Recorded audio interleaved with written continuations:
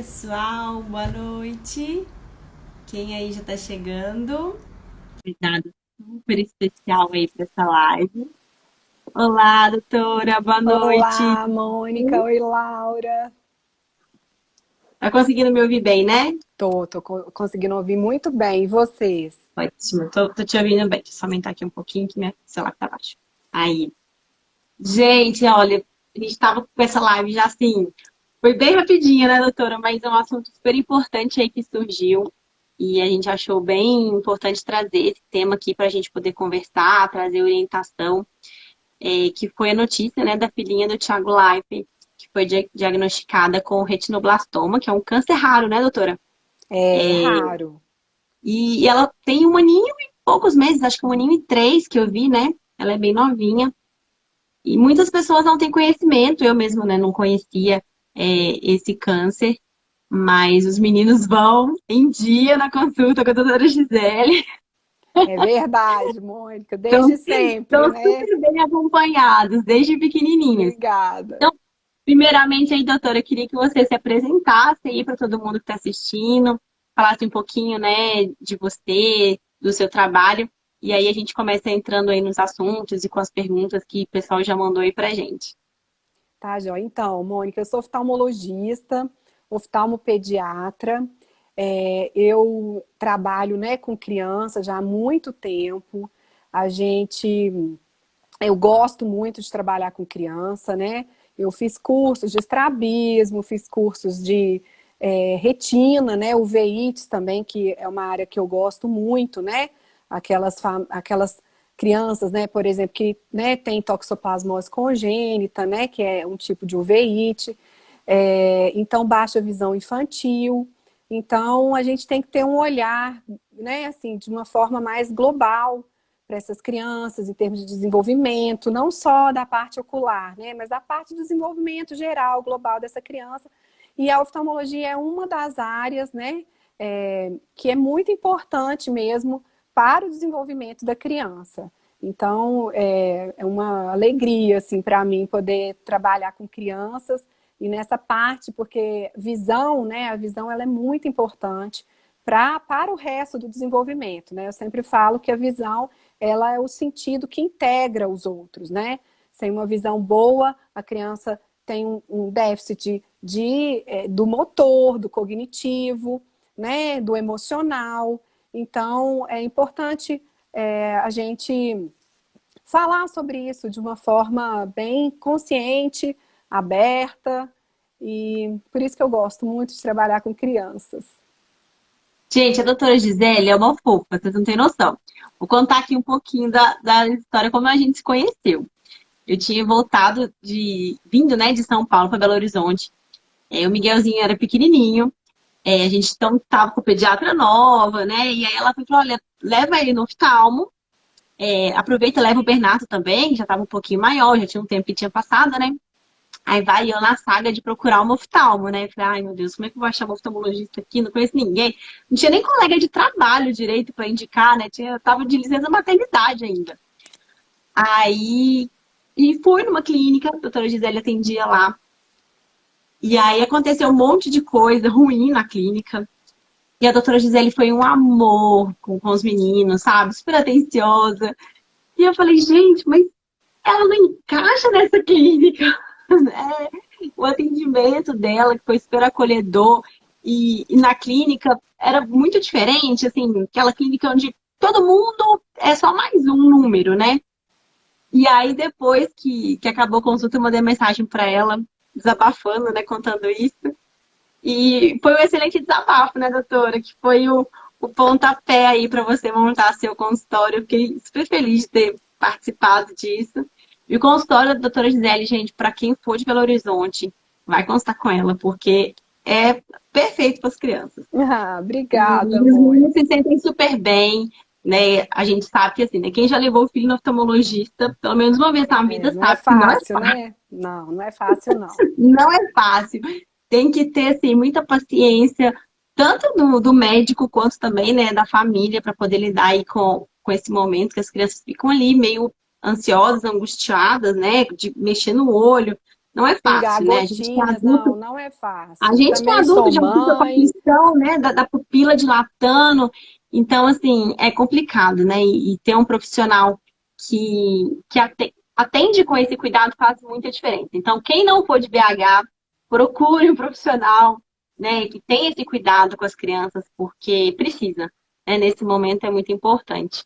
E, doutora, eu queria que você falasse um pouquinho pra gente, assim, bem rapidamente, né? O que é o retinoblastoma, que é feito que ele causa, né, na criança, que a gente viu aí, que saiu em vários jornais, na televisão, né, até o Fantástico fez uma matéria sobre isso. E quais são as outras doenças, né, oculares que a gente pode identificar aí logo quando a criança, né, o bebezinho, a criança ainda está pequena, que é uma fase que, assim, ela não consegue dizer, né? Ah, meu olho está doendo, ou eu não estou enxergando, não estou vendo, está embaçado. Então, é uma situação que só o médico vai conseguir identificar, né? Como que acontece o retinoblastoma e essas outras doenças. Então, Mônica, o retinoblastoma, ele é o tumor maligno intraocular mais comum, né, da infância. Então, é assim, do olho, né, o câncer mais comum do olho é o retinoblastoma e ele acontece na infância. Ele é responsável, ele é bem raro, ele é responsável por cerca de 200 casos, mais ou menos, por ano. E ele acontece na retina, as células da retina é que começam a se multiplicar, vamos dizer assim, e formam esse tumor maligno. Só que a retina, ela é uma estrutura do olho muito importante para a visão.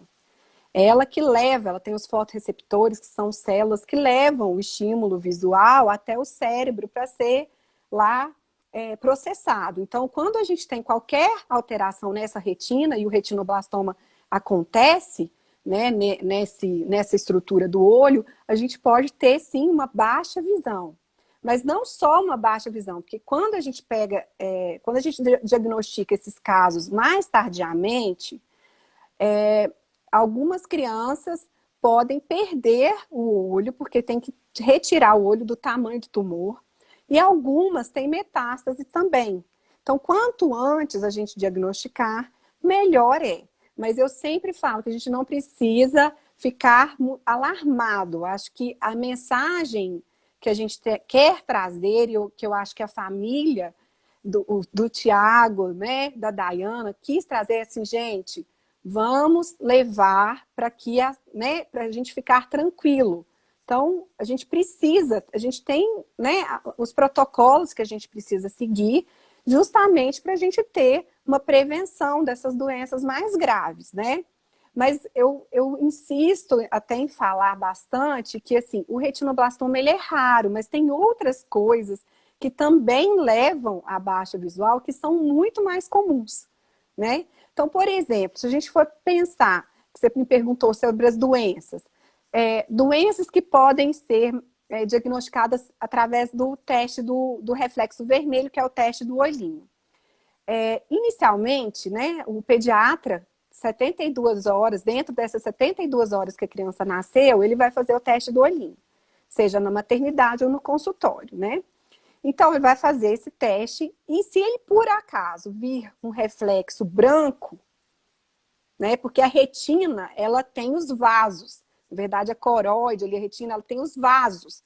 Então, quando a gente joga a luz, a gente vê um vermelho, que é do sangue da retina.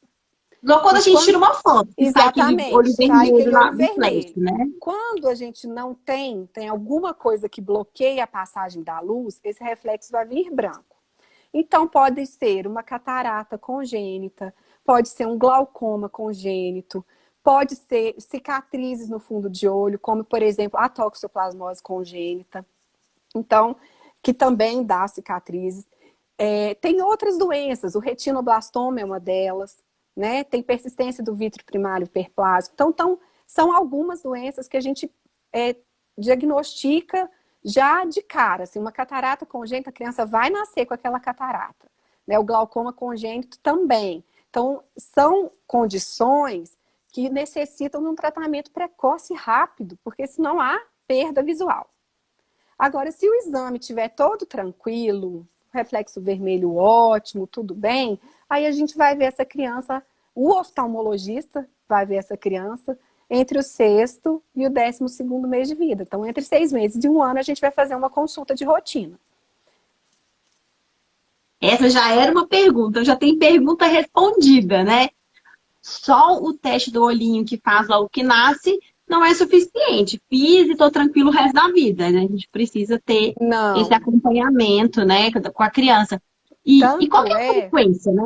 Já vamos antecipar ali. Qual que é a frequência? A gente vai, então, ali no primeiro ano de vida, pelo menos uma vez, e aí depois vai todo ano, ou só quando tiver maior? Com que frequência que a gente deve Numa levar? criança que não tem história de hereditariedade para nenhuma doença, como o retinoblastoma, por exemplo, porque a gente tem o retinoblastoma, por exemplo, ele é um tumor que a maioria dos casos é esporádico e é unilateral.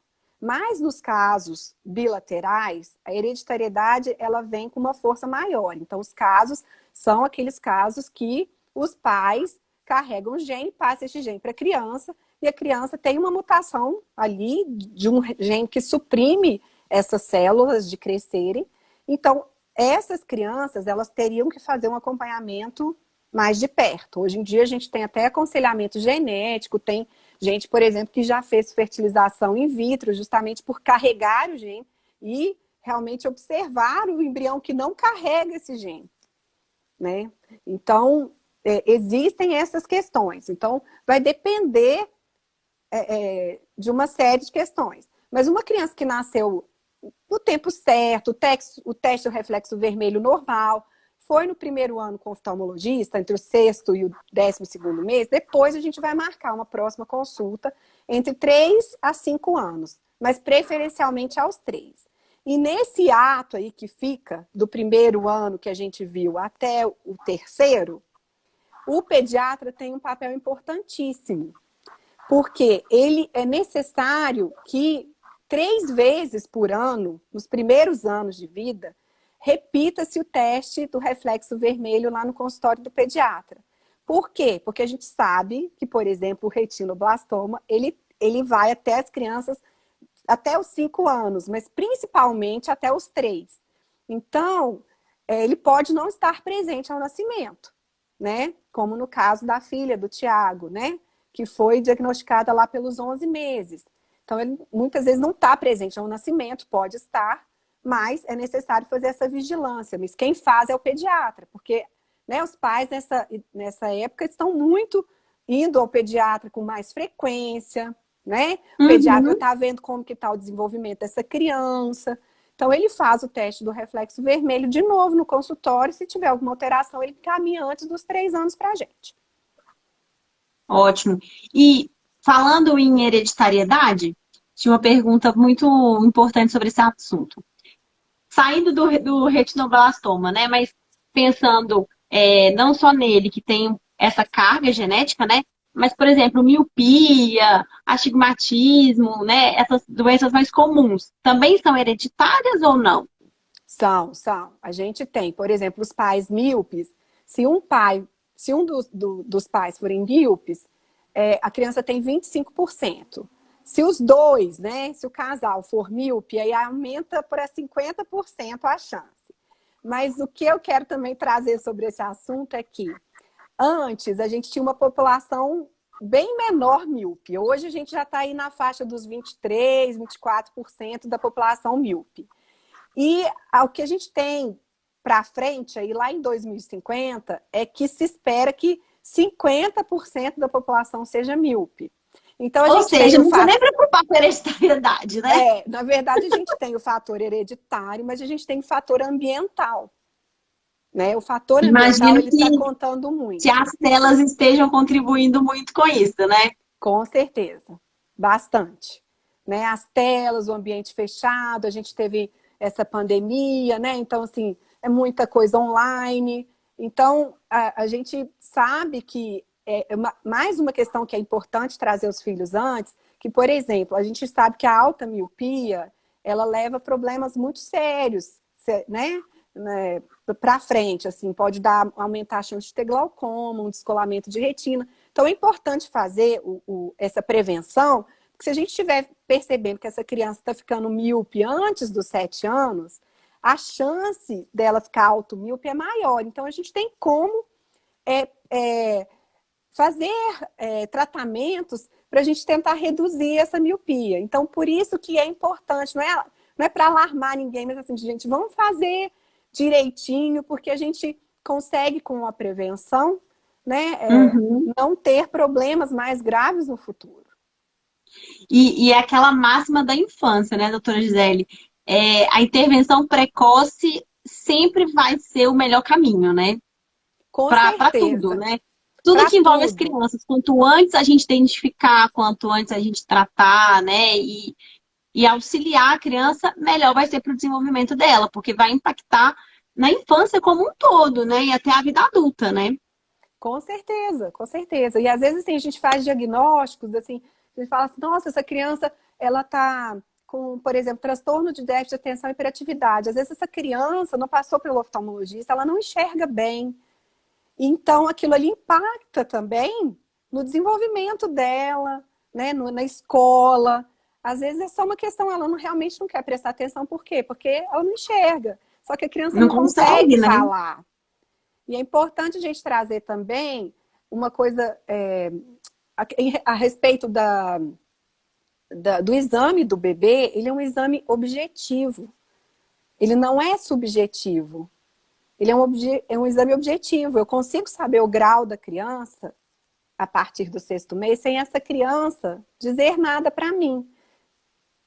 Então, isso não é motivo. Fala assim, mas como que vai avaliar meu filho?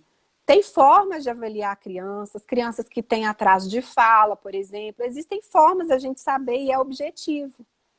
Então, Uhum. não precisa O ficar... Miguelzinho mesmo, quando a gente passou na consulta, ele ainda não falava. Isso, E fez o exame todo lá dentro, né, da faixa etária dele, dá pra ver bastante coisa, né?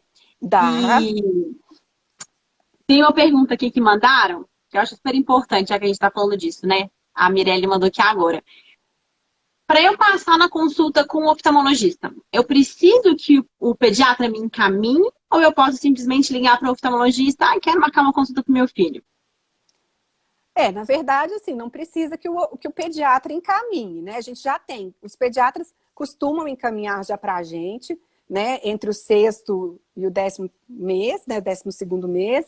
Eles costumam já ter esse encaminhamento, está cada vez mais frequente esse encaminhamento, mas, por exemplo, também quando tem um reflexo né, do olho que não foi adequado, eles encaminham, mas vamos supor, a mãe achou que está com algum problema, né, tá com dúvida se o olhinho tá bom, se tá desviando, não tem problema marcar com o oftalmologista direto, tá? Mas a gente tem que No, saber no as plano de fases. saúde eu sei que não precisa, porque quando, né, a gente marcou, não precisava. Mas no SUS também a gente consegue marcar direto com o oftalmo, você sabe dizer? Olha, normalmente eles passam pelo pediatra, né? E o pediatra já tem esse encaminhamento, mas normalmente pelo SUS as crianças sim passam pelo pediatra e o pediatra faz o pedido.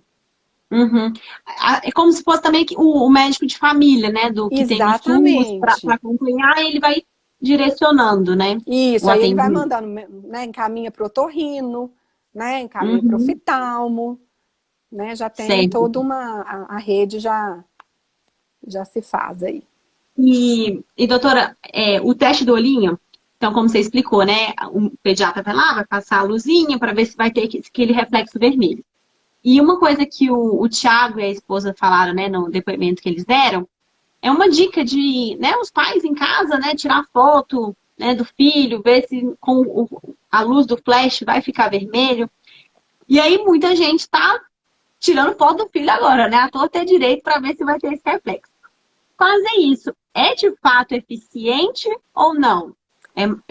A gente pode acabar caindo aí numa É, neura eu acho que exagerada. eu acho que cai numa neura exagerada. Eu acho que o que vocês têm que procurar mesmo são pessoas, são médicos que vocês confiem. Vão fazer o teste do reflexo vermelho, vai na consulta pediátrica, né, de acordo com o que o pediatra falar, vai no oftalmologista na época certa, né? Então, assim, não é para entrar nessa neura, tá? Não é, não. Porque a gente não pode a criança todo dia uma foto nova, né? De jeito nenhum, gente. Deixa a criança brincar, ser criança, né? E a gente tem que ficar atento como a tudo, né? Ficar atento sobre, a criança tá lacrimejando, ela tá com o olhinho entortando, ela tá esbarrando muito nas coisas, tá caindo com frequência, ela tá com tremor no olhinho. Então, essas coisas a gente observa, mas se seu filho estiver bem, tranquilo, né? Passou direitinho pelas consultas de rotina, eu acho que quem tem que fazer o diagnóstico, quem tem que fazer isso são os médicos. Se você tiver dúvida, vai ao médico. Porque às vezes a gente tira uma foto e às vezes o reflexo sai branco, dependendo da luminosidade, né? Porque não é feito no ambiente correto, com a iluminação certa. E aí acaba gerando uma ansiedade que não tem motivo. Certo. Então, assim, os sinais, então, de alerta que a gente precisa ficar, né, de olho, assim, observar isso que você falou, né, questão, eu até naquele post que a gente estava conversando sobre ele, que você falou, né, desses sinais de alerta, achei um bem interessante, que, assim, se o neném, ele ainda fica um pouquinho estrábico depois de, acho que 6 meses, né?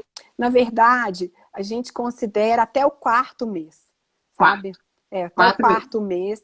Se a criança tiver estrábica e passou dos 4 meses, já é necessário uma consulta com o oftalmologista, tá? Porque nessa época, antes a gente falava muito de 6, mas hoje já estamos nos 4, sabe? Nessa época a gente já sabe que a fixação ela já está bem formada, a mácula, que é a região central.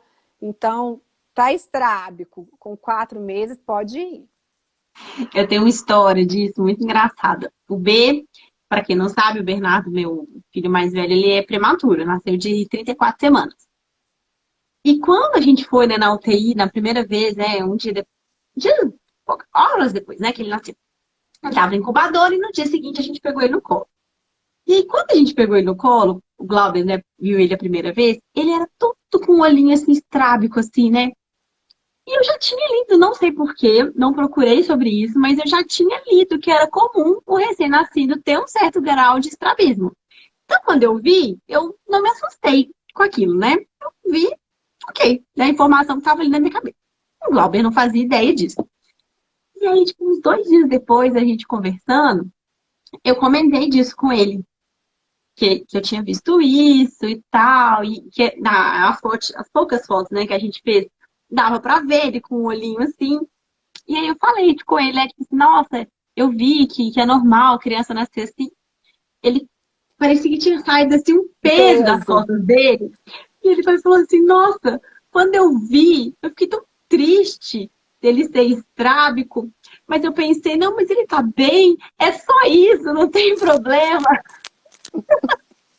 Mas eu acho que é por isso que a informação é importante. Imagino, porque muitas mães nos procuram mesmo, falam, olha, meu filho está estrábico, mas a gente sabe, né, que a criança, ela nasce e ainda a visão ela é muito rudimentar. À medida que vai tendo contato com a luz vai passando dentro do olho, vão acontecendo as modificações e vai tendo uma maturação desse sistema visual, né? Então, até o 4º mês, realmente não tem uma fixação ainda formada e o olho tende a desviar mesmo. Então, não é para ficar preocupado. O olho desvia mesmo, e o bebê faz movimentos. Não consegue, né, focar. Tanto que assim, se você colocar qualquer coisa para a criança ver, ela não consegue focar, né?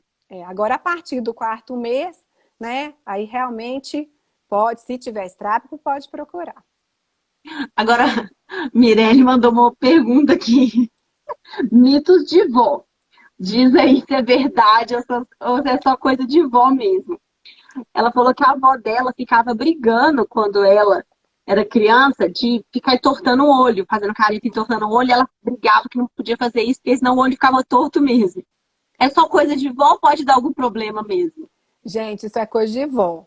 Mas, assim, tem uma coisa que tá dando problema, sim, que é a tela. O excesso de tela, aí sim nós temos o estrabismo induzido por tela, sabe? A criança adora ficar, né, convergindo os olhos, né? As crianças têm essas manias em determinadas épocas mesmo, né? Mas o que tem, claro, né? A gente tem os estrabismos por uma questão, assim, de força muscular. A gente tem os estrabismos causados também, por exemplo, uma criança que tem um problema lá no fundo de olho, então a visão é menor, ela tende a ficar estrábica. Tem alguns estrabismos causados por altos graus, né? Por exemplo, de hipermetropia, o olho fica para dentro. Tem, por exemplo, esse induzido por tela, que aumentou muito a incidência deles agora na pandemia. Então, a gente tem que fazer pausas, né? Porque quando a gente está vendo de perto, o nosso olho, ele converge para poder focar o objeto de perto. Então, a gente tem que fazer pausas, olhando a distância, justamente para a gente evitar. Principalmente nas crianças que ficam mais de 4 horas por dia de tela. Entendi. E a pandemia, então, deve ter pegado muita criança e muito pai desprevenido, porque assim, a gente foi forçado a ficar em casa Sim. trabalhando com as crianças, né? Não é e haja fácil. criatividade para conseguir se virar nos 30, né? É. Então, aqui em casa, eu já até comentei isso uma vez. A gente, com o Bernardo, quando ele era menor, a gente separou as telas, né? Então, assim, cada tela aqui em casa tem uma função. Então, a gente usava muito o celular, porque a gente morava em outra cidade, para falar com a família. Então, o celular era só para isso, para quando a gente ia ligar, né, para tirar uma foto. Então, o Bernardo via o celular só para isso. Então, não tinha desenho, não tinha música, não tinha nada ali. Assim, vídeo, né? Aí, quando ele cresceu um pouquinho, a gente começou a colocar, às vezes, um desenho. Aí, desenho era só na TV. Então, pelo menos não fica assim, né? Segurando o celular na cara, assim, pra assistir desenho, né? Então, se tinha algum desenho, era só na TV. Aí, depois que ele ficou maior, a gente começou a dar joguinho por ele no tablet. Que aí é um pouco parecido com o celular, mas a tela é maior, né? Então, eu acho que também não força tanto a ficar com a cara grudada, segurando a mãozinha perto, né? E aí a gente separou. O Miguel, que tá com 2 anos e meio, a gente continua tendo essas separações com ele. A gente continua não pondo desenho, filme, essas coisas no celular. Só se for alguma coisa assim, muito extraordinária. Estamos viajando, ou estamos num restaurante, já tem muito tempo que a gente está lá, já acabou a criatividade de brincadeira no restaurante, a gente coloca algum joguinho, alguma coisa, mas assim, a gente não coloca, né, desenho. Eu lembro quando o B era menorzinho, nossa, eu chamei a atenção várias vezes das avós, porque na hora que eu via, tava lá a avó passando o desenho na televisão. Eu ia lá e brigava e falava, o celular não é para desenho. Quer pôr um desenho? Põe na TV. E eu acho que isso ajuda a gente também a controlar, né? Porque se Com cada tela a certeza. gente dá uma função, ajuda, né? Na hora do desespero, a gente saber que a criança entende que o celular não é para isso e que se por acaso acontecer, é uma coisa esporádica. E eu acho que isso ajuda, né, a gente ter essa consciência de que a gente precisa ter esse cuidado, porque a gente não pode jogar a responsabilidade para a criança, né, de saber que tem muito tempo que ela está mexendo. Uhum. Então, a gente ter esses controles ajuda muito, né? Com certeza. Eu sempre falo assim, gente, a gente vive num mundo de telas, né? A gente precisa usar conscientemente. E o celular, realmente, a distância que a criança, e nós adultos ficamos também, né, do celular, ela realmente é uma distância bem mais curta. E ela não é indicada mesmo, porque a gente já percebe que quanto menor a distância, maior a chance mesmo desse olhinho crescer mais, de ser míope. Então, é melhor a televisão. E sempre mesclando, né, um pouquinho da tela com um pouquinho de outro tipo de brincadeira. E a luz natural, brincadeira ao ar livre, natureza, é muito importante. Muito mesmo. Faz muita diferença aí para as nossas crianças, né? Doutora, muito obrigada pelo seu tempo de trazer essas informações aí para a gente. Eu acho que eu respondi não, né? Te passei todas as perguntas que o pessoal mandou. Tem alguma outra coisa que a senhora acha assim, que é super importante da gente colocar aqui sobre essa questão do acompanhamento oftalmológico com as crianças, a consulta? Se tiver, queria que você, né, falasse aí pra gente para finalizar. E uma pergunta super importante também que uma pessoa fez no comecinho da live. Onde que você atende? Onde que fica seu consultório? A gente vai colocar no finalzinho da live, quando a gente salvar, o Instagram da doutora Gisele para vocês acompanharem, mas já dá um spoiler aí de onde fica esse consultório para o pessoal. Então, gente, meu consultório ele fica no Parque Avenida, aqui na Avenida Raja Gabaglia. O condomínio chama Parque Avenida, então é só procurar que vocês encontram, é fácil. Então, em relação à questão oftalmológica, eu acho que é isso, a gente tem que ficar tranquilos, a gente tem que seguir as orientações mesmo, de quando levar o filho, né? A oftalmologia é uma das especialidades que a gente precisa levar, né, os nossos filhos e fazer o acompanhamento, não é a única, né? Então, eu acho que a melhor forma é isso, a gente fazer o acompanhamento direitinho, a prevenção é a melhor forma, não tem, porque correr atrás do prejuízo depois é bem pior. Então, acho que quando a gente segue, né, isso direitinho, a chance de dar errado é pequena. Então, levar mesmo os filhos ao oftalmologista, mas sem neuro, gente. Sem neuro. Viu que tem alguma coisa errada, procura. Mas também Cuidado, ficar né? nessa... o cuidado. É o cuidado, a gente olhar para o nosso filho, conhecer nosso filho, né? Observá-lo, né? Observar também, discutir com o pediatra, se está tudo bem, se o desenvolvimento está acontecendo dentro do esperado, procurar saber, mas de forma assim leve, sabe? Sem neura, né? E se cercar de gente que vocês tenham confiança mesmo para cuidar dos seus filhos, né? Eu sei que eu sou mãe também, as minhas filhas, né, elas nasceram prematuras também, eu tenho gêmeas, então eu passei por muitas questões, precisei de muitos profissionais para me ajudar, graças a Deus hoje elas estão ótimas, mas eu acho que assim, o importante é saber o que fazer, ter profissional, principalmente o pediatra de muita confiança, porque ele vai olhar seu filho e vai saber, olha, a gente precisa realmente dessa intervenção ou outra, e sempre tá aí se informando, que eu acho que é o principal objetivo dessa live. Tá ótimo, doutora, muito obrigada mais uma vez. Obrigada, pessoal, que assistiu aí. A gente vai gravar a nossa live. A gente tem também os outros canais que a gente disponibiliza depois o áudio de podcast, tá, gente? Então, tá no Spotify, na Apple Podcast, no Google Podcast, para todo mundo acompanhar. Vai ficar no YouTube e aqui no Instagram.